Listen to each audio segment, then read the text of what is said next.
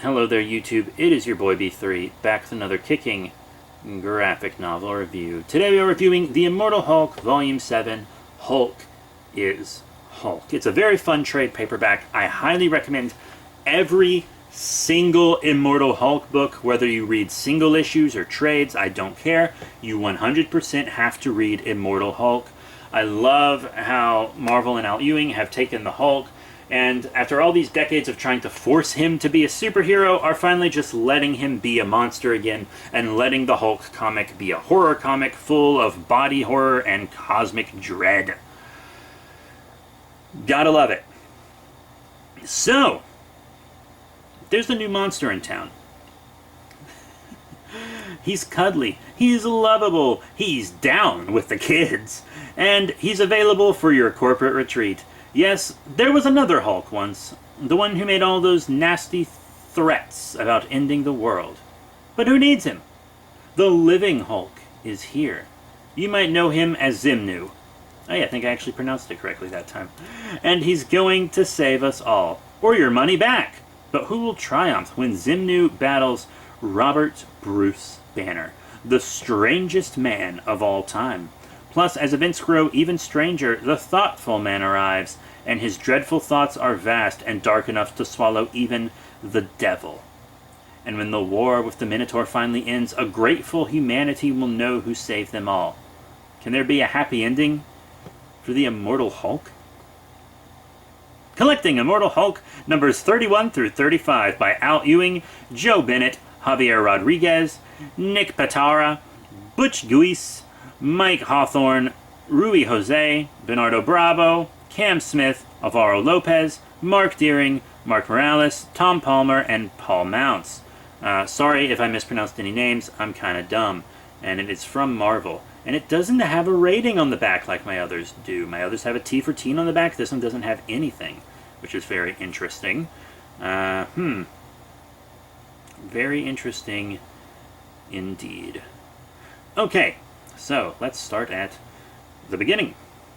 Zimnu shows up, being a boy. We also get a backstory on our scientist.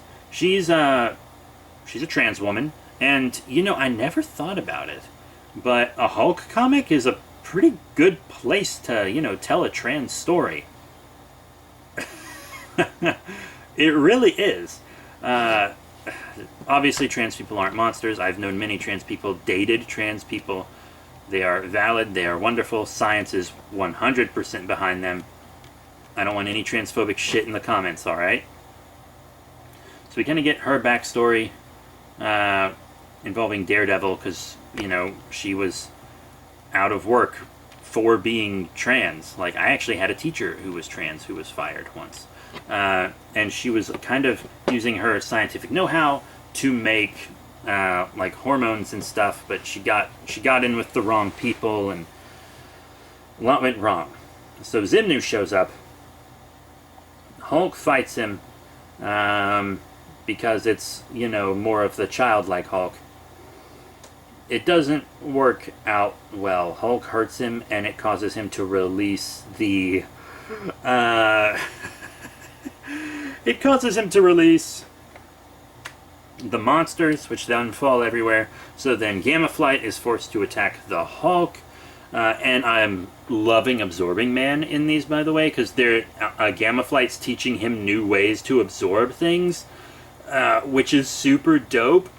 So he's like way smarter and more clever with it now. It's pretty dope. But then Zimnu, I can't get this name.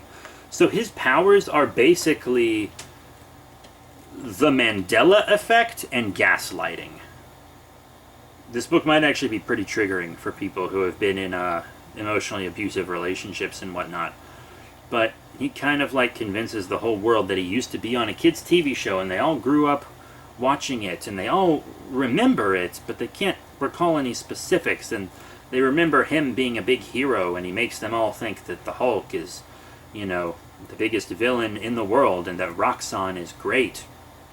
And then Zimnu is like, eating Roxxon employees, and the Minotaur is just letting him. And the Minotaur's like, yeah, I'm magic. Xemnu's powers don't affect me, and all this stuff. But his powers affect Bruce Banner, and they're changing Bruce's mind, and all this stuff. And, you know, our doctor friend, she, you know, is trans, so she's used to people kind of, you know, telling her she's thinks a way that she doesn't, telling her she's different than she actually is.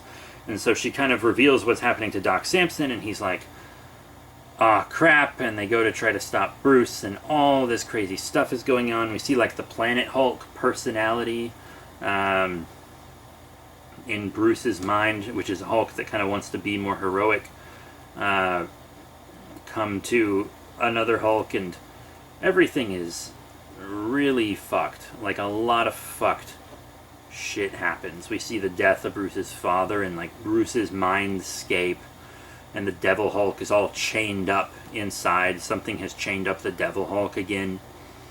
Joe Fixit can't access his Hulk powers, just his personality, which is pretty wild. A lot of crazy shit is going down with the Hulks, and there's a lot of fighting that ensues when they go to Roxxon. And then there's like this big twist with Xemnu.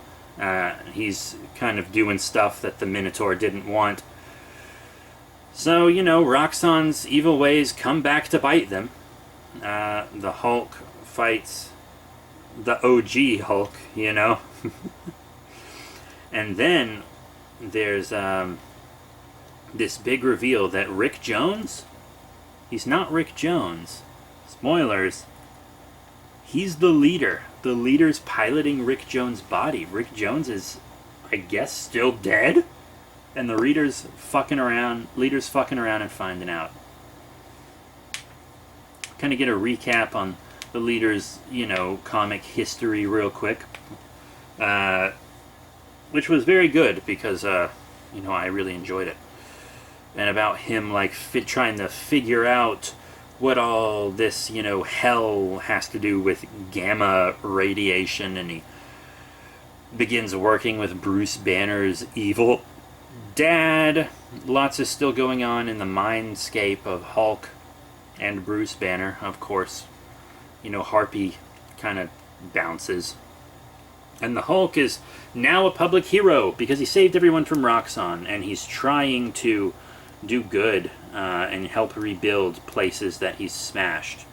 But then Rick Jones touches him, and the leader is in control of Rick Jones, sends a gamma surge into the Hulk, which creates a huge, huge gamma explosion. And then that's where the volume ends. That is where it ends, right there. Pretty awesome. I love this book so much. The Hulk, Bruce Banner, none of the personalities up there can catch a break. The Devil Hulk is just so cool. Just so, so cool. You gotta love the Immortal Hulk. It's a great comic, and everyone should give it a shot. You know, as long as, like, all the gaslighting and kind of stuff, as long as that's not gonna, you know, trigger you or anything, you should be fine. But that's it for today's volume. Thank you all very much for your support. Remember to rate, comment, and subscribe. Check out all the cool links in the description below, Facebook, Twitter, etc. At the time of recording this, there are 2 more volumes, 2 more trades of Immortal Hulk that have been released that I have not reviewed, 8 and 9, and we'll get to those shortly. Thank you all very much, and I'll see you all next time.